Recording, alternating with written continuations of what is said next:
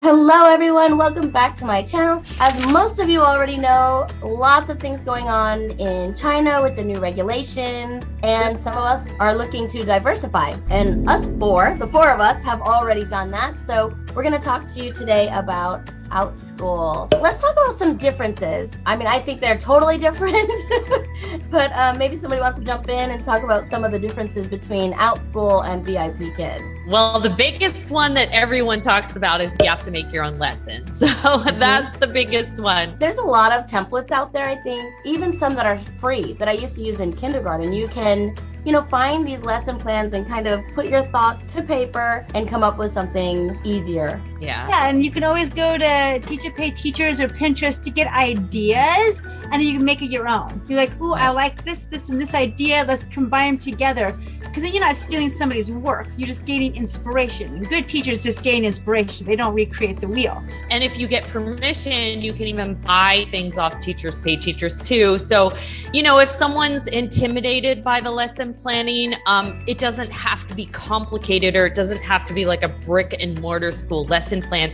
Or like Cindy said, there's a lot of fun classes you can do. So you don't really have to do a serious lesson plan if you're cooking or something like that. If you are a VIPKid teacher or you've taught the ESL classes, I think teaching those classes kind of gives us an idea and the skills to create our own classes. We've learned how to give a little information, do some fun, give a little information, do some fun, give some stickers. Like even for my piano classes, I give rewards.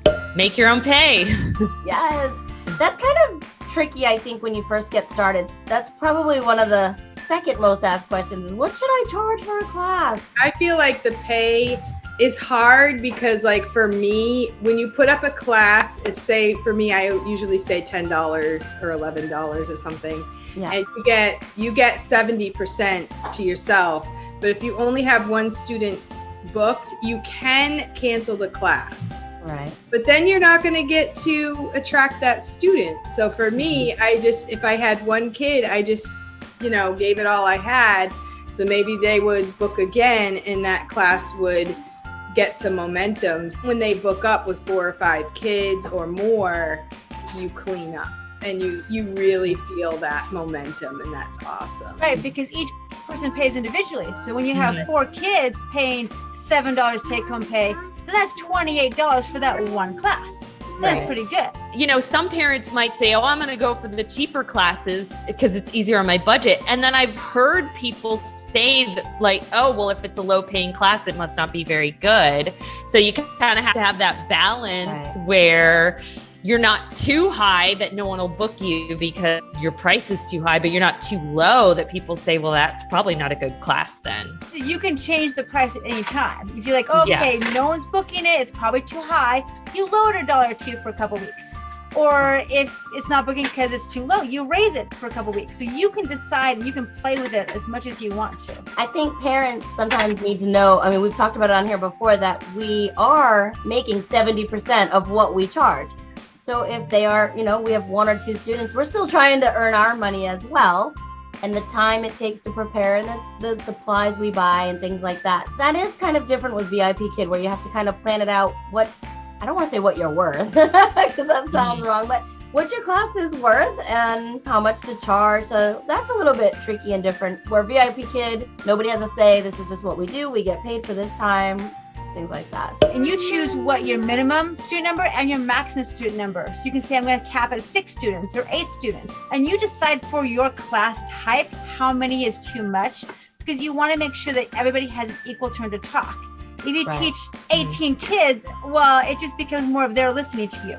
And they want to have time to speak too. So I normally cap between 6 to 8 students maximum. You can make the class however long you want it, from 20 minutes up to 2 hours or more. You choose your time. You choose when to start, when to end, anytime, day or night. And then you just hope that somebody books that time, that time works for their schedule. What about cancellation policy? If you have 3 cancellations in a 24-hour, less than 24 hours, you cancel 3 classes, then they won't They won't advertise for you a month. Like they could still go to the Outschool site and search for you and you'll show up, but they won't advertise for you.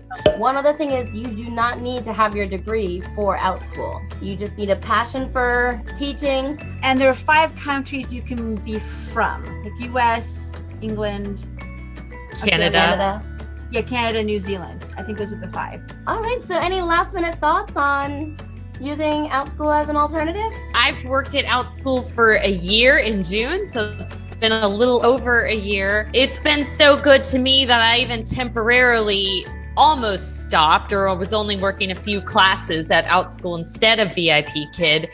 So it's been a great alternative to VIPKid for me. So I've been at Outschool for a year now, and it has definitely boosted my income. So I was able to cut back with VIPKid and not wake up so early. I'm working a few hours a day instead of a lot of hours a day. So that was really nice.